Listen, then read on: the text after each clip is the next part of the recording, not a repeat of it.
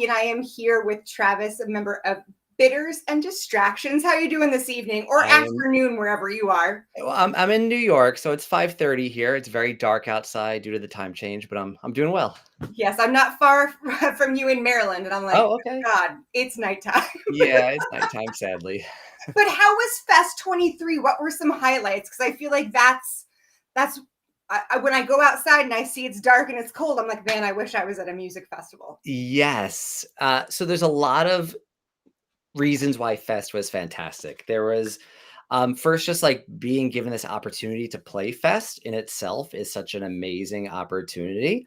Um, and to be at the age I'm at where I'm still given opportunities like this for my music and for my bandmate Jeremy's music is just something that we feel very grateful for and we definitely don't take for granted.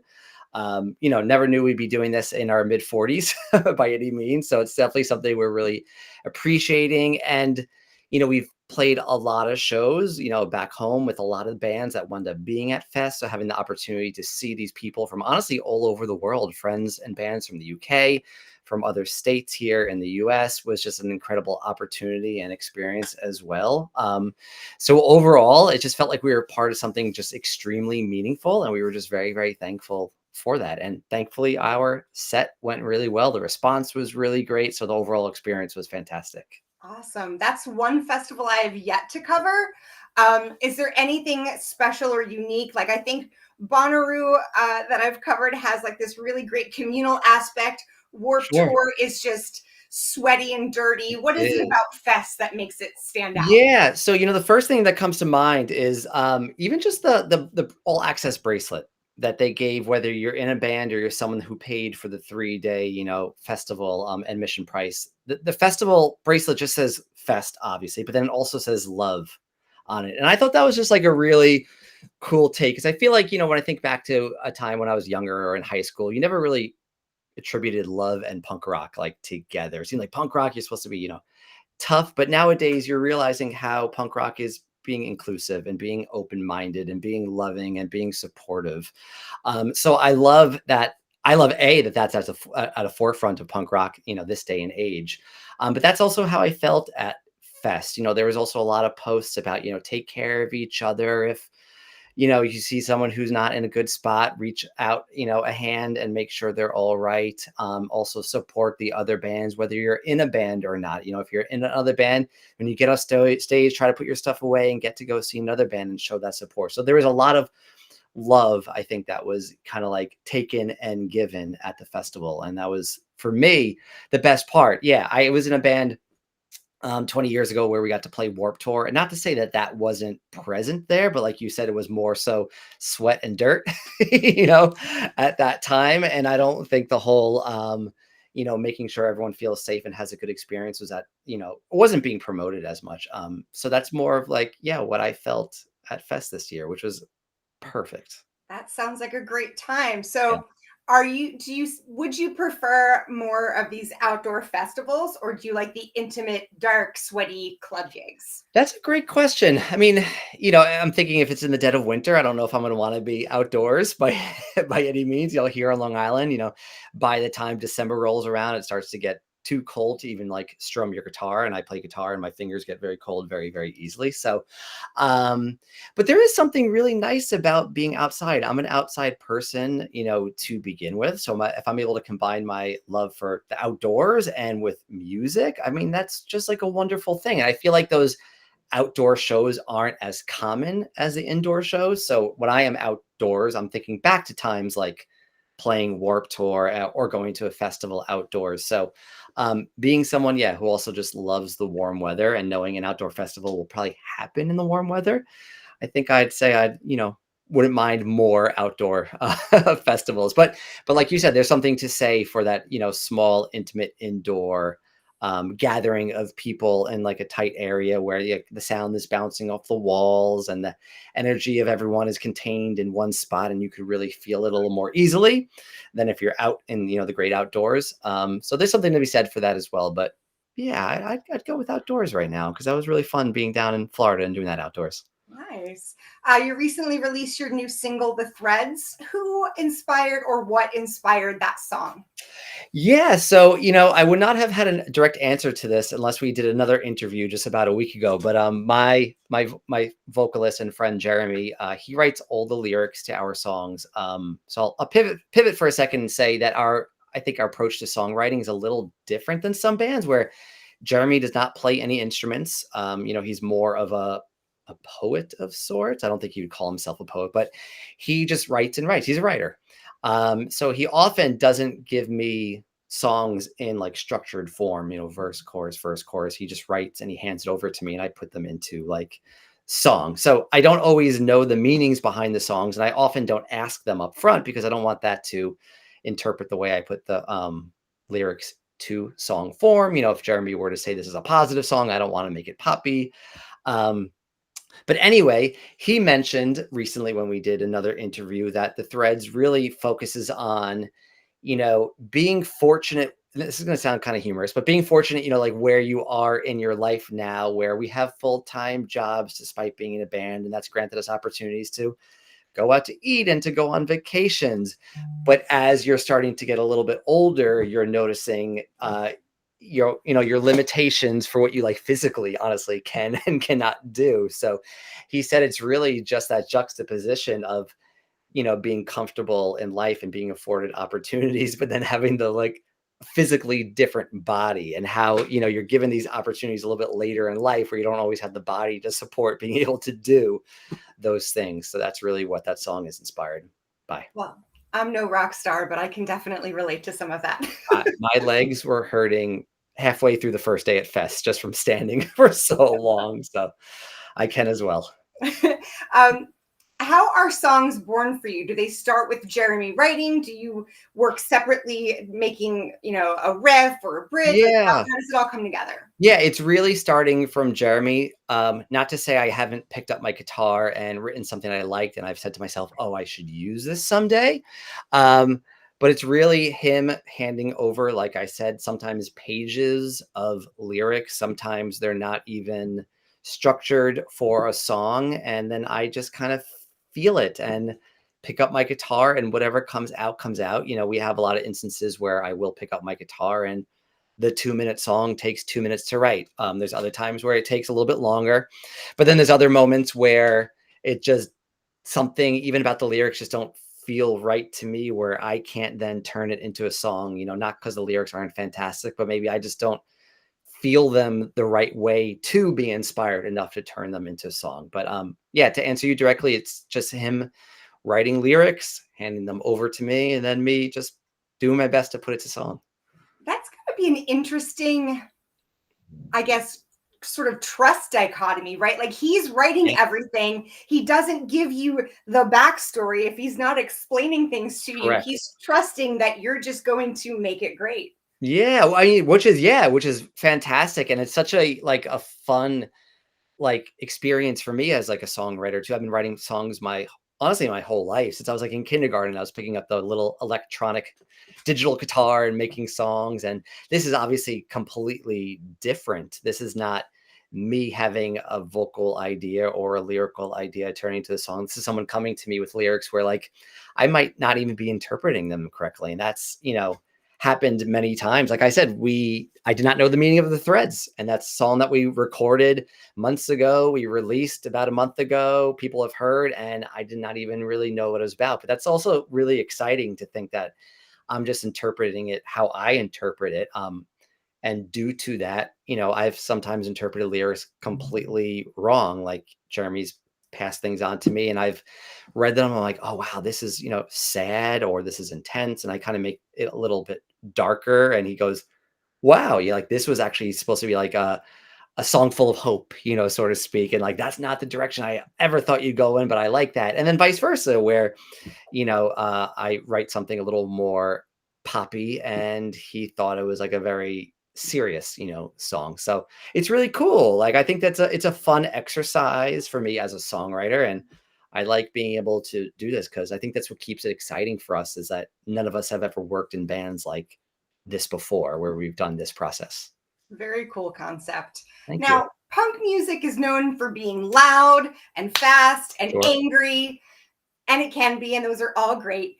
But how did you arrive at sort of your punko's folk sound? Yeah, a great question. I understand why people even use the word folk. That makes sense.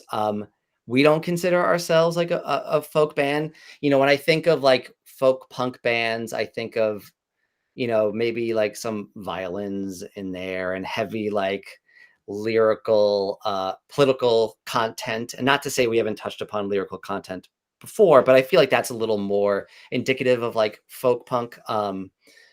Just some other instrumentation. Like we do have friends in a band. Again, they're a legitimate folk punk band. They kind of have, yeah, like just like violins and some like kind of like bongos in there with the acoustic guitar and more like, yeah, like I said, like politically driven lyrical content. But in terms of just we look at ourselves as a punk band. We just happen to be acoustic. We just happen to be a duo. I really think that we just write punk rock songs and they're just on acoustic guitar. And I will get directly to your question in a second, but what's always been one of the biggest compliments for us, and it happens honestly at like every show, which is great, is like we get off stage and people are like, it felt like you were just like you were a real punk band. And I know what they mean like by that is just like, oh, there's only two of you and one instrument, but I felt like I was watching a 4 or 5 person punk band with drums and guitar and bass. So it's always like the greatest compliment. So really how we came to be what we are, um, is years ago my wife used to work with Jeremy at an art camp during the summer. She met Jeremy and just thought that we'd be like good friends. I had no idea he wrote lyrics or had been making music in the past. So we just got our kids together and went to a playground, one day during the summer. And he just started telling me how he was writing lyrics. And I could kind of tell that he was like looking for me to say like, oh, I could put them to song for you. I could tell he was like, he didn't know me that well, but I could tell that's like what he was like really hoping. But I felt that and I was like, oh, this is perfect. Like I wasn't like currently in a band. So I said to him, oh, you should send them to me. Let's put them like to song or whatever.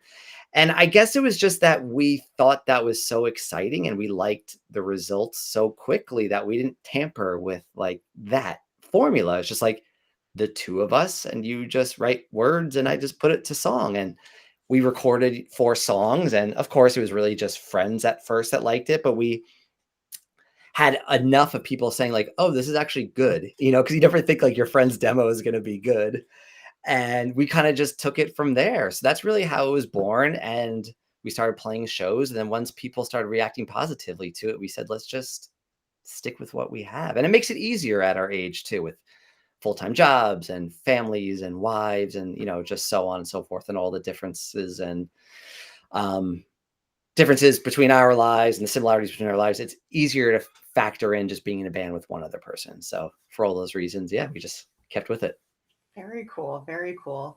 Um, the song Threads I read was also about resilience, and Correct. in a time where like everything just feels crazy, Yep. for lack of a better term, Yeah.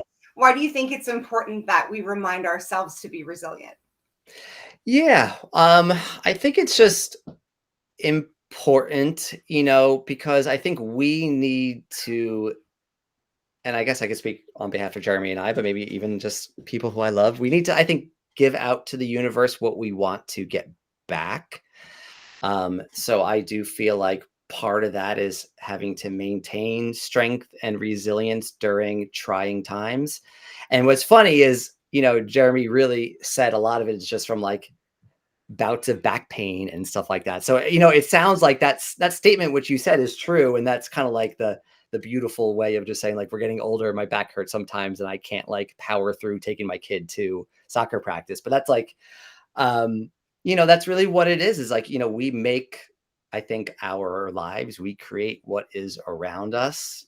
Our perception is our reality, and that often I feel like, when you're married and you have children and you have jobs and responsibilities, there's a lot of like resilience and strength that has to go in, to that. So I think it's very important, yeah, to and it's not just about powering through. It's just like, finding the good in everything. And sometimes that is first comes from the resilience to see that, positive attribute to whatever is, in front of you. Yeah, I feel like a lot of songs are about, heartbreak and anger and things like that. So having something, especially when you're in, when things are good, it's like, what am I gonna write about? Like Sure. people Yeah, don't tend to write a lot of music when they're in a good mood. exactly. Exactly. Yeah. And, I think Jeremy and I are both very blessed that we don't have any of these like serious, issues going on in our personal lives or collectively.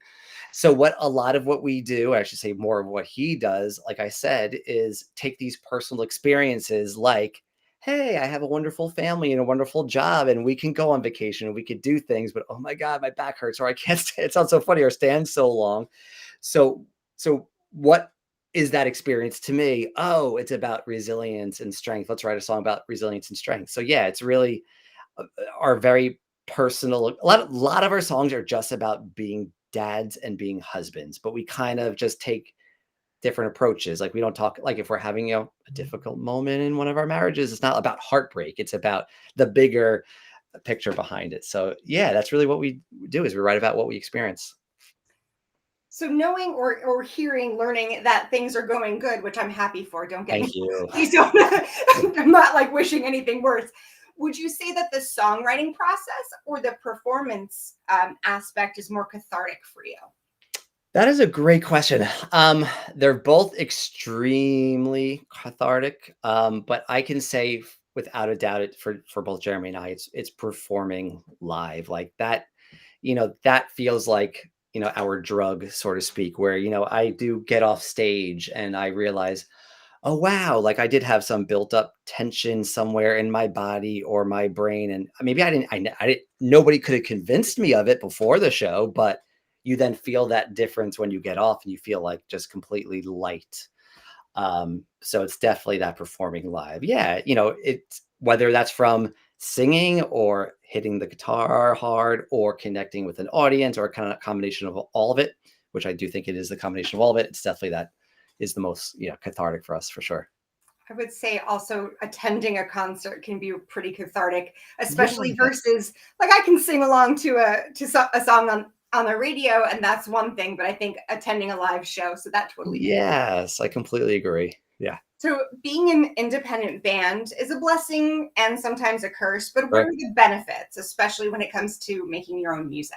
Yeah, well, I think a lot of it, and at least for the situation we're in, we're signed to a label from Berkeley, California called Sell the Heart Records. And we're really just granted the opportunity to have a lot of control over what we do. So I don't think all independent artists have that opportunity to kind of really maintain a lot of control. But for us, that is a highlight of being an independent artist on an independent label, is that we're really still, able to sing about what we want to sing about and just be a punk duo and not have someone say, what about the drums? What about this? And what about that? So really, again, being able to take our personal experiences and put that in the form of song, however we want, is really just like the biggest benefit of all for us. And we're very fortunate for that. I always chuckle when I get to this question because it really depends on who I'm talking to. Sure. And knowing that we're of the same very, very similar age group, Yes. I wonder with putting out new music, how do you balance advertising that and being authentic when it comes to social media? That's a good question. So balance advertising the music and being authentic. Yeah, a lot of what we do, I think, is you have to balance the what's going to work and what currently works in the world of social media. You don't want to like do too much of your own thing where it's not going to be receptive, or there's all those algorithms that make it something reach other people, so you have to find a healthy balance of like, for instance, like is there a current TikTok trend that is just blowing up and everybody is seeing, like why would I do a trend that's not working and then risk the opportunity for someone to not see it? So like you said, being authentic I think is like the most important thing. A lot of what we really rely on is like it sounds so funny saying like establishing relationships with people online, but that's like a lot of the world this day and age. So, Jeremy and I are both just very genuine people. Like we don't have any ulterior motive behind what we're doing and why we're doing it and how we're doing it. So really the way we say, I think, stay authentic is listening to other bands, and then if we're liking the music, telling those other bands, commenting on their posts, giving positive feedback, so on and so forth. So I think that's really what's played a part then in turn of having those other people give us the time of day. We're not doing it just so in turn they do it for us. We're truly fans of the music. And we truly, like you said, there's nothing better than hearing live music, going to live music. So that is really more, I think, of what we're doing is like engaging with people like on social media, not just for the purpose of trying to get them to like listen to our music. So I think that's how we're being able to stay authentic is being fans first. Very cool. Very cool. So, what is up for you and the band in the next couple of months and maybe looking out into the future? Yeah, so we actually have a second song that we already finished recording that will be released as a digital single, just like the Threads was. The song is called Lost and Found, so that'll be out in the next few months. And then that's like a lot of what bands are doing now, releasing one-off songs. So we kind of just want to try that for ourselves to see like how that panned out, how that worked, and it's been working like really well so far for the Threads. It's kind of rather than like you're waiting a year and you're releasing a whole bunch of songs and you have to stop again and wait a year. It's like, oh, if we could like be active with interviews and talking to people and dropping music now and then do it again in 2 months, 3 months. So that's what we're looking to do. We're exploring the option of maybe just doing this for a while, releasing one-off songs every few months. And then we also toyed around the idea of maybe then packaging that for like a vinyl release. We haven't really confirmed exactly what we're doing, but we are going to be releasing another song in the coming months. And that's our immediate plan. That strategy makes a lot of sense because uh, everyone has very short attention spans. And so if you release a Completely. whole album, the odds of a lot of people picking up on more than two or three songs, I do think a lot gets sort of Yeah, I lost. think that it's asking a lot of people. I mean, I think for some bands it works. Like, if Green Day releases an album, they know their fans are going to listen to the album. But for a band like that to say, hey, like, hey, Jacqueline, can you devote 47 minutes right now to our songs? And then can you do it again tomorrow so you can hear them a little more? And then again, so you remember them. Like, that's asking a lot of people. But if you're saying, hey, I have a 2-minute, 45-second song, can you check it out? I think it's a little more digestible, in this day and age. And it keeps it exciting. Like everyone wants new things now. So if we're able to give a little bit every few months, I think that kind of satisfies that craving that people are having. We'll get excited for much more from Bitters and Distractions. This is Jackie. Thanks to In the Key of Change and Chorus FM. Thank you Thank so you much, so Travis. much.